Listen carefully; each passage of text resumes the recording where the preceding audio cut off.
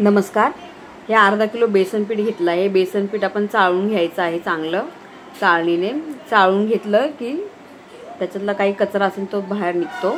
आता चाळून घेऊन झालं की नंतर मग ह्याच्यामध्ये आपण अर्धा किलो बेसन आहे तर 3 चमचे ह्याच्यामध्ये मी मिरची पावडर टाकली आहे. हा घरचा मसाला आहे तो टाकलाय. आता त्याच्यामध्ये मीठ टाकून घ्यायचं. 1 चमचा मीठ टाकायचं. आता मीठ टाकून झाले की नंतर ह्याच्यामध्ये आपण ओवा थोडासा चोळून घ्यायचा हातावरती चोळल्याने ते ओव्याचा जास्त स्वाद येतो.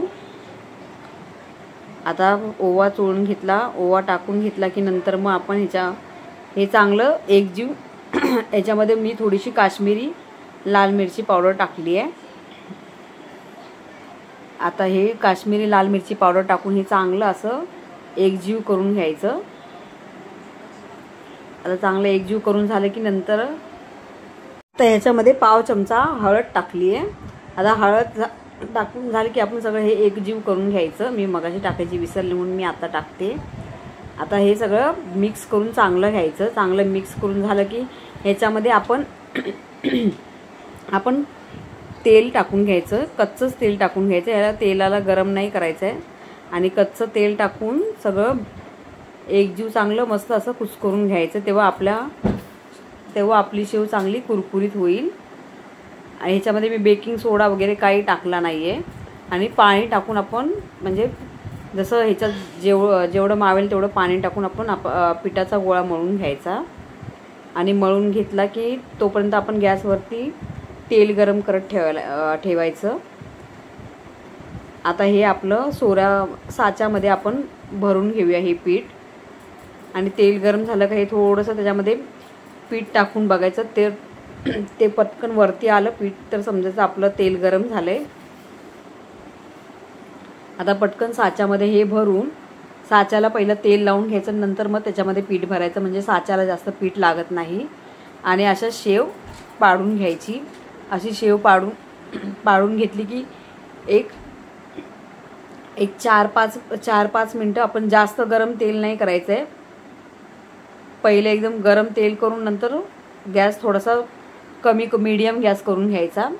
आणि मग 5 मिनटं एका साईडने आणि 5 मिनटं दुसऱ्या साईडने अशी ही शेव पटकन हे करून घ्यायची. नाही तर जास्त वेळ ठेवली तेलामध्ये तर ती जास्त कडक होऊन जाईल. म्हणून 5-5 मिनटं दोन्ही साईडने हे करून झालं की लगेच पटकन काढून घ्यायची. तेव्हा ती कुरकुरीत होते. नाहीतर मग जास्त कडक होऊन जाते शेव. आणि असे पटापट साच्याने चांगले फिरवून घ्यायचे. जर साचा गॅसवरती तेलावरती पकडून जर तुम्हाला चटके लागत असेल तर ही तुमच्यासाठी नवीन ट्रिक आहे. तर ही बघा तुम्ही करून. ह्याने म्हणजे तुमच्या हाताला चटके बसणार नाहीत शेव पाडताना. असं जी पुरणाची जाळी आहे त्याच्यावरती आपण हे शेव पाडून घ्यायची. आणि जेवढी मोठी पाहिजे तेवढी पाडून घ्यायची. आणि नंतर मग असं तेलामध्ये अशी पलटी करायची. तेल उडत नाही काही नाही. आणि एकदम साधी सरळ सोपी ही एक ट्रिक आहे. ही तुम्हाला कशी वाटली मला कमेंट करून सांगा.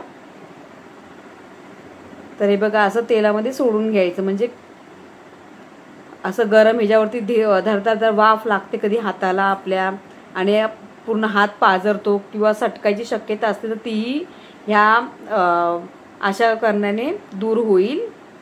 आणि हे बघा मस्त आपली कुरकुरी शेव तयार आहे. तुम्हाला रेसिपी कशी वाटली मला कमेंट करून सांगा. आणि माझ्या रेसिपी आवडत असेल तुम्हाला तर प्लीज माझ्या चॅनलला सबस्क्राईब करा, लाईक करा आणि शेअर करा. बघा मस्त कुरकुरीत आपली शेव तयार आहे. धन्यवाद.